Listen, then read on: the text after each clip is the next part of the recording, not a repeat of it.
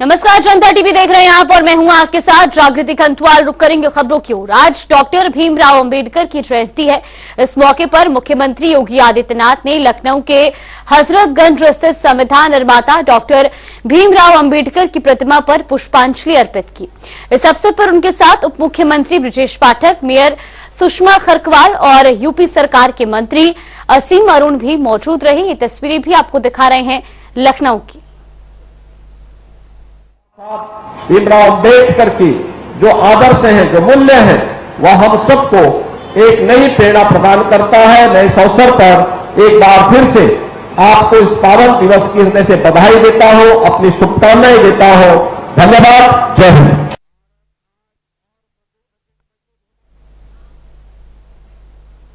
BJP के संकल्प पत्र जारी होने के बाद मुख्यमंत्री योगी आदित्यनाथ ने संबोधित किया। उन्होंने कहा कि जो देश का मिशन है वही बीजेपी का मिशन है।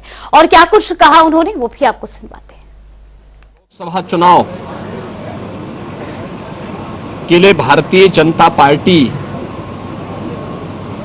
का संकल्प पत्र अभी देश के यशस्वी प्रधानमंत्री से नरेंद्र मोदी जी ने, भारतीय जनता पार्टी के राष्ट्रीय अध्यक्ष श्री जेपी नड्डा जी ने,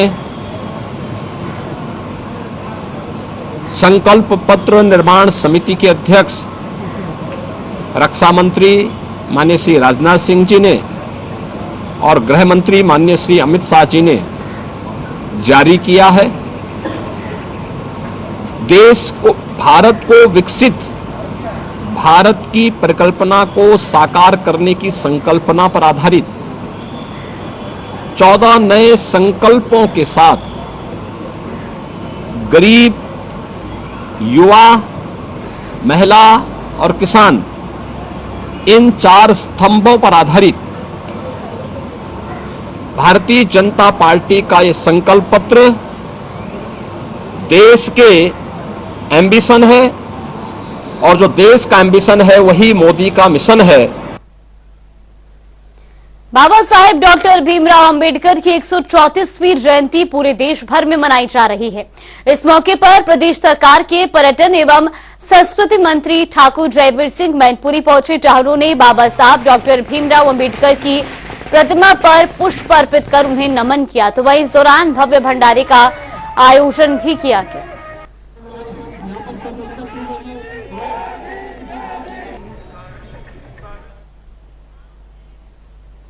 आज भीमराव अंबेडकर की जयंती पर भारतीय जनता पार्टी ने जनता की उम्मीद वाला संकल्प पत्र जारी किया है, जिसको लेकर हमारे संवाददाता ने बीजेपी युवा नेता नीरज सिंह से खास बातचीत की है। क्या कुछ उनका कहना है, सुनवाते हैं। भारतीय जनता पार्टी के युवा मोर्चा के वरिष्ठ नेता हमारे साथ नीरज सिंह जी है। आज भारतीय जनता पार्टी ने संकल्प पत्र जारी किया है, किस तरीके से देखते हो? हालांकि विपक्ष इस पर सवाल उठा रहा है। मैं इसको आज के इस भीमराव अंबेडकर जी की जयंती के अवसर पर ये एक श्रद्धांजलि के रूप में भी देखता हूँ। ये हर एक वर्ग को छूने वाला, समग्रता की बात को करता हुआ यह घोषणा पत्र अर्थात हमारी मोदी की गारंटी है। और मोदी की गारंटी भारत की जनता जानती है, गारंटी पूरी होने की गारंटी। यह सोशल इंफ्रास्ट्रक्चर को खड़ा करने की बात करता है, यह डिजिटल इंफ्रास्ट्रक्चर खड़ा करने की बात करता है, इकोनॉमिक इंफ्रास्ट्रक्चर को खड़ा करने की बात करता है। यह भारत के आगे के विश्व गुरु के बनने के संकल्प को पूरा करने वाला यह मोदी की गारंटी है। मुझे लगता है कि जनता के सामने हम कार्यकर्ता जब इन विषयों को, इन संकल्प को लेकर जाएंगे तो जो 400 पार का जो हमने एक आंकड़ा अपने मन में स्थापित किया है हम उसको प्राप्त करेंगे। और उस 400 के आंकड़े में उत्तर प्रदेश भाजपा की तरफ से 80 की 80 भागीदारी रहेगी। मुझे पूरा भरोसा है। संकल्प पत्र का जो विजन हेडिंग्स है उस पर भी लिखा गया है मोदी की गारंटी 24/7 2047। इसके बाद भी कांग्रेस कहती है खोखला है। वह एक विजनलेस, मैं कहूँगा डायरेक्शनलेस और अब तो नेतालेस भी कांग्रेस बन चुकी है। उनके पास कोई भी सकारात्मक योजना नहीं है, उनके कार्यक्रम नहीं है।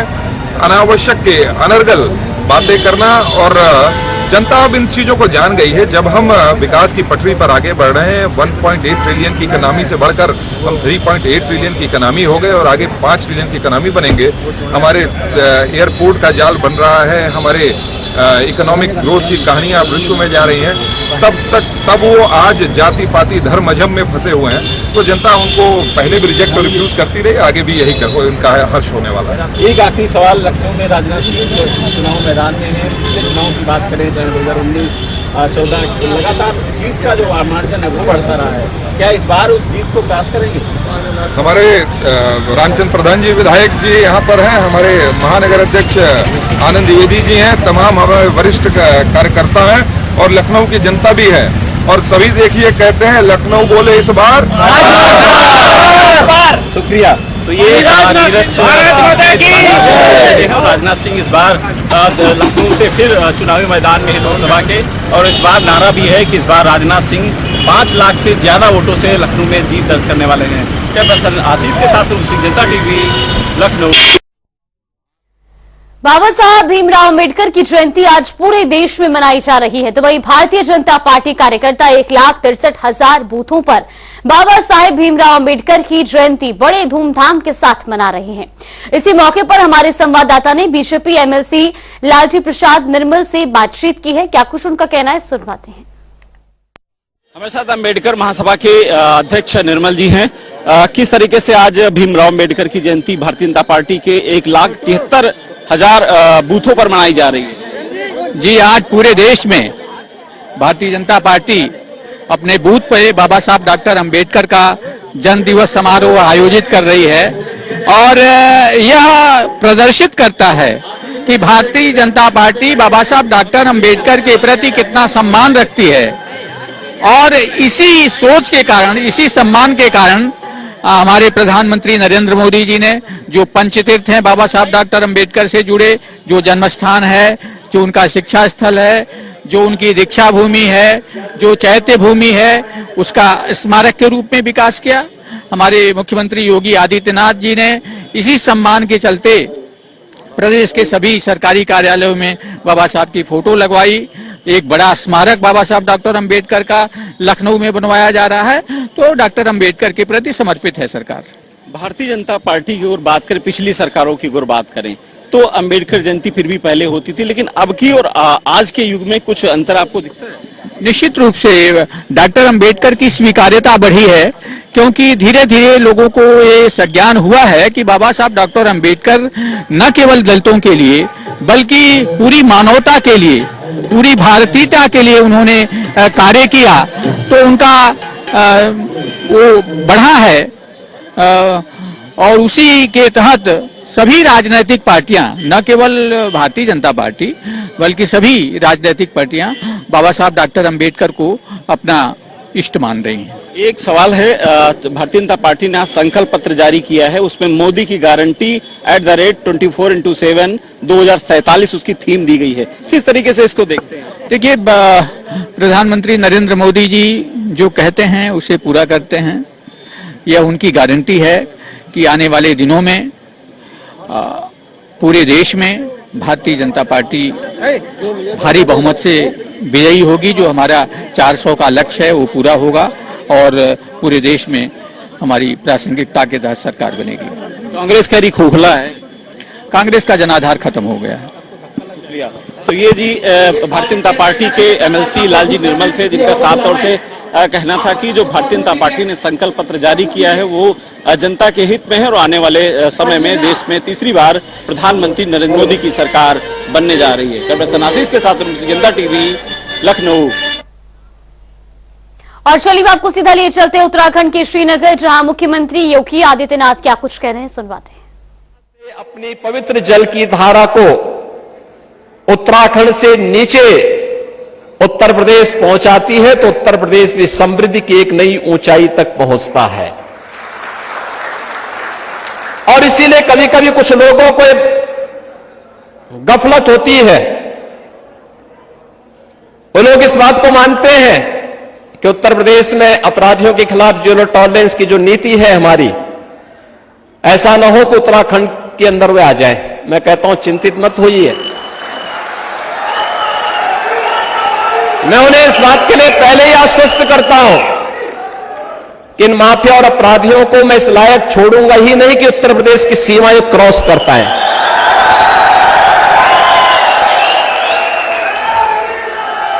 और बहनों और भाइयों, आज फिर से आपको इसी बात के लिए आश्वासन देने के लिए और आपसे आश्वासन लेने के लिए मैं यहां पर आपके बीच में उपस्थित हुआ हूं।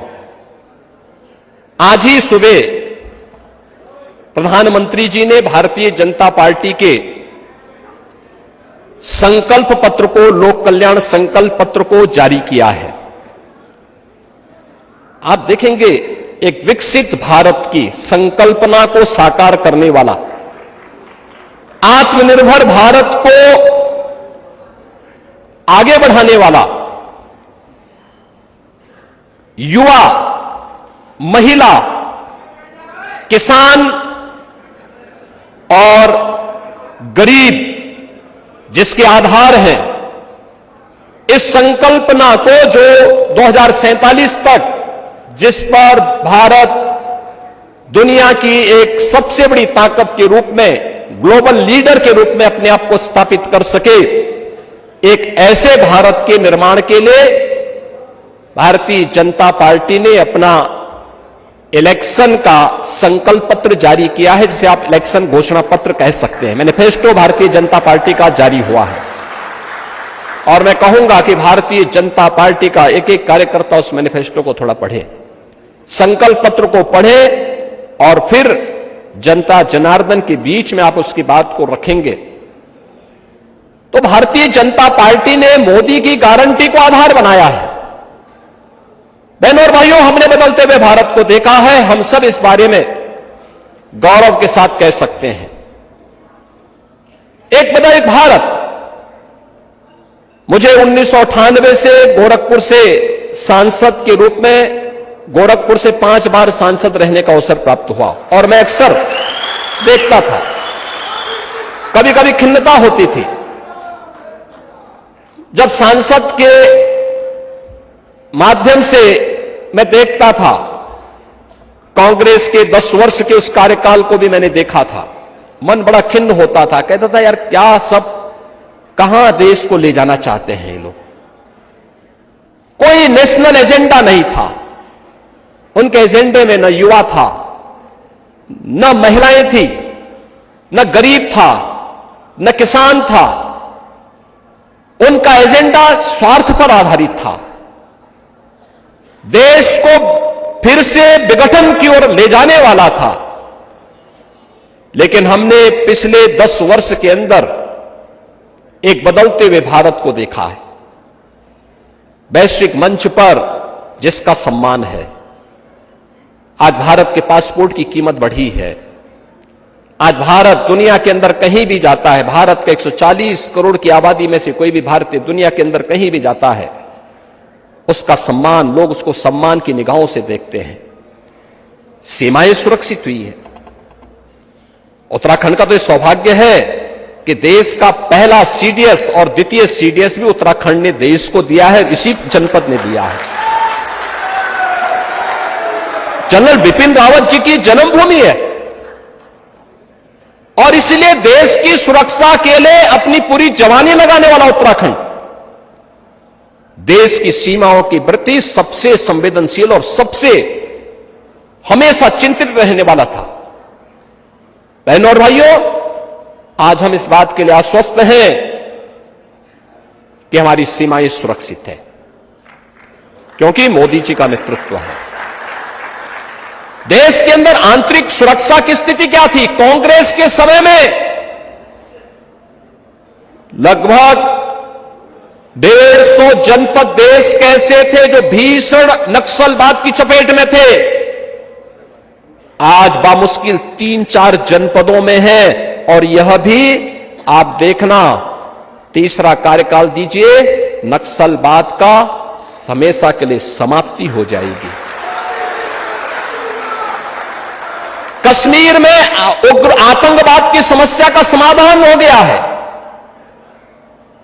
धारा 370 समाप्त की। आज से 4 दिन पहले मैं स्वयं जम्मू कश्मीर में था, भारतीय जनता पार्टी के समर्थन के लिए गया था। क्या उत्साह था लोगों में। लोग आज चुनाव और लोकतंत्र की मुख्य धारा के साथ जुड़ करके मोदी की गारंटी पर विश्वास कर रहे हैं। जम्मू कश्मीर के अंदर ये परिवर्तन। बहनों और भाइयों, पूर्वोत्तर के राज्यों की स्थिति क्या थी? आज वे भारत की मुख्य धारा के साथ जुड़ करके गौरव की अनुभूति करते हैं। देश के अंदर इंफ्रास्ट्रक्चर, अभी मैं देख रहा था, देहरादून ऋषिकेश से ट्रेन की सुविधा श्रीनगर होते हुए कर्णप्रयाग तक। कोई सोचता था पहाड़ के लिए तो कनेक्टिविटी सबसे कठिन था। कितना कठिन था। हम लोग बद्रीनाथ की यात्रा के लिए जाते थे, केदारनाथ जी के लिए जाते थे, 12-12 घंटे लगते थे। आज तो हेलीकॉप्टर की सुविधा आधे घंटे के अंदर आपको बद्रीनाथ पहुंचा देगा, केदारनाथ धाम पहुंचा देगा। केदारनाथ धाम फिर से अपने उस वैभव को प्राप्त कर चुका है जो 2013 के पहले था। क्या कर दिया था कांग्रेस ने, कहां पहुंचा दिया था। और पहाड़ में, क्योंकि मेरा तो बचपन ही यहां भी गुजरा है, 2-3 किलोमीटर नीचे जाना पड़ता था हमें पानी के लिए, और तब फिर बाल्टी में या किसी अन्य उसमें पानी भर करके लाना पड़ता था। आज तो हर घर नल की योजना प्रारंभ हो चुकी है और लगभग पूरी होने के स्तर पर है। ईंधन के लिए लकड़ी बीनना पड़ता था, क्योंकि कांग्रेस के लोग तो केरोसिन भी नहीं दे पाते थे। आज हर घर को रसोई गैस के सिलेंडर दे दिए गए। बहनों और भाइयों, कनेक्टिविटी बेहतर हुई है। उत्तराखंड बनने के बाद उत्तराखंड ने 4 धाम यात्रा के माध्यम से जिस प्रकार की उपलब्धियां हासिल की हैं, आज विकास की जिस धारा के साथ जुड़ा है, और जो भी चीज आई भारतीय जनता पार्टी की सरकारों ने वह परिवर्तन करके रख दिया। परिवर्तन किस रूप में करके रखा, आज आप देख सकते हैं। इंफ्रास्ट्रक्चर का 1 डिस्ट्रिक्ट 1 मेडिकल कॉलेज का काम हो रहा है। प्रौद्योगिकी के अच्छे संस्थान स्थापित हो रहे हैं, एम्स बन रहे हैं, IIT बन रही है, IIM बन रहे हैं, IIIT बन रही है, NIT बन रही है। ये पहले कल्पना थी, लेकिन आज साकार हो रहा है। कांग्रेस ने 60 वर्ष में 1 एम्स दिया और भारतीय जनता पार्टी ने सर्वे अटल जी के समय 6 एम्स बने और मोदी जी के समय 15 एम्स बन रहे हैं। वर्ल्ड क्लास यूनिवर्सिटी की आप देख सकते हैं, एयर कनेक्टिविटी आप देख सकते हैं। इंफ्रास्ट्रक्चर का ये वर्ल्ड क्लास इंफ्रास्ट्रक्चर आज आप देख सकते हैं। और गरीब कल्याण की तो बात ही क्या। कांग्रेस के समय लोग भूखों मरते थे। आज 80 करोड़ लोगों को फ्री में राशन, 60 करोड़ लोगों को 5 लाख रुपए की आयुष्मान भारत की सुविधा, 50 करोड़ लोगों के जनधन अकाउंट, भ्रष्टाचार को रोकने की प्रभावी उपाय डीबीटी, 50 करोड़ लोगों के अकाउंट खोले गए। 12 करोड़ अन्नदाता किसानों को प्रधानमंत्री किसान सम्मान निधि का लाभ। बहनों और भाइयों, 10 करोड़ गरीबों के घर में उज्ज्वला योजना के फ्री में कनेक्शन, 4 करोड़ गरीबों को आवास, और आज के संकल्प पत्र में कहा गया कि 3 करोड़ और को देंगे। अभी आज ही के संकल्प पत्र में प्रधानमंत्री जी ने कहा है। बिजली 2.5 करोड़ घरों तक पहुंचा दी गई। ये गरीब कल्याण की योजनाएं कांग्रेस करती नहीं थी, मोदी जी ने करके दिखा दिया। और तो और, अभी बलोनी जी कह रहे थे, कांग्रेस कहती थी कि राम तो हुए ही नहीं, और आज जब अयोध्या में 500 वर्षों का इंतजार समाप्त करके प्रभु राम का भव्य मंदिर बन गया है, अब कांग्रेस के लोग कहते हैं, अब कांग्रेस के ही लोगों के स्वर बदल गए। अब कहते हैं कि राम तो सबके हैं। आप देखो ना कितने एक बहुरूपिया है। पहले कहते थे राम हुए ही नहीं, आज कहते हैं राम तो सबके हैं। ऐसे ही होता है। बहनों और भाइयों, इन्होंने आस्था के साथ भी खिलवाड़ किया, युवाओं की आजीविका के साथ भी खिलवाड़ किया, देश की सुरक्षा के साथ भी इन्होंने खिलवाड़ किया, और एक गरीब के ऊपर सरकार का जो संरक्षण होना चाहिए था, उसका भी इन्होंने मजाक उड़ाने का काम किया था। चेहरा देखकर के योजनाओं का लाभ देते थे। कहते थे कि देश की संसाधनों पर पहला अधिकार मुसलमानों का है, तो फिर 1947 में देश का विभाजन क्यों करवाया था? किसी ने प्रश्न क्यों नहीं पूछा कांग्रेसियों से?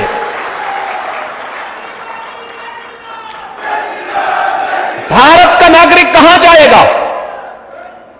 और मोदी जी ने 2014 में आने के साथ ही कहा था, हमारी योजनाएं किसी व्यक्ति, जाति, मत और मजहब के लिए नहीं होगा, योजनाओं का आधार होगा सबका साथ और सबका विकास। आज का संकल्प पत्र भी नेशन फर्स्ट बनाम फैमिली फर्स्ट के बीच में है, बहुत स्पष्ट रूपरेखा तैयार कर दे रहा है। कांग्रेस के लोगों के लिए परिवार प्रथम है और मोदी जी के लिए राष्ट्र प्रथम है। बहनों और भाइयों, एक तरफ स्वार्थ का परिवार है, दूसरी तरफ मोदी का परिवार है। एक तरफ देश को अलगाववाद, आतंकवाद, अराजकता, भ्रष्टाचार के आगोश में ले जाने की कांग्रेस की गारंटी है और दूसरी तरफ भारत को प्रतिभा उनके अंदर है। आपके क्षेत्र में माननीय प्रधानमंत्री जी ने, माननीय योगी जी ने, भारत के हमारे भारतीय जनता पार्टी के केंद्रीय संसदीय बोर्ड ने आप सबके बीच में प्रतिनिधित्व करने के लिए भेजा है श्री जितिन प्रसाद जी। और वो जैसे यहां से आप सब लोग उनको सांसद चुनकर भेजेंगे तो इस क्षेत्र की जो बहुत सारी समस्याएं हैं, बहुत सारे जो काम होने हैं, उनका वो हमारे बाबूराम पासवान जी के साथ मिलकर इन समस्याओं के समाधान के लिए काम करेंगे। मैं आज उन्हीं के लिए आप सबसे उन्हीं के लिए निवेदन करने के लिए आया हूं कि आप सब लोग उनको अपना मत समर्थन देकर यहां से भारी मतों से विजयी बनाकर भेजेंगे। भाइयों बहनों, आप सबको पता है बांग्लादेश से विस्थापित होकर बड़ी संख्या में लोग यहां रहते हैं। दुर्भाग्य की बात है, और मैं हमारे यहां उत्तराखंड में उधम सिंह नगर जनपद में बहुत बड़ी संख्या में बंगाली समाज के लोग रहते हैं, सब जानते हैं आप सब लोग।